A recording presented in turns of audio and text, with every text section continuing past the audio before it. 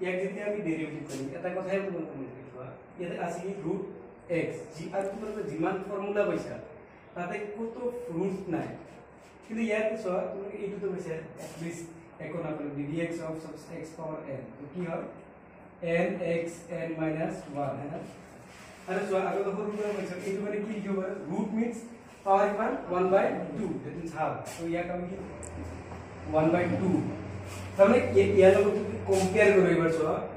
n ৰ জায়গা কিমান আছে 1/2 আছে হাফ আছে তো ইয়াৰ যদি ডেৰিভেটিভ কৰিব উইথ ৰেসপেক্ট টু x তো কি হ'ব dx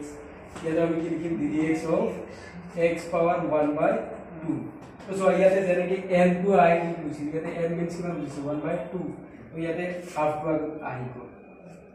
এবাৰ কি লিখিছিল ইয়াতে x x মানে ইয়াতে x আছে তাহলে কি করা হয়েছে n - 1 সমান কি হবে হাফ মাইনাস 1 তো so যেতিয়া তুমি আধা আছে আধা পৰা ফুল যদি বাদ দিব লগা হয় তো রিজন কি হবে -1/2 তো ইয়াতে সবাই এটা কথা আছে x পাওয়ার -n আছে তো ইয়াত কি লিখা হয়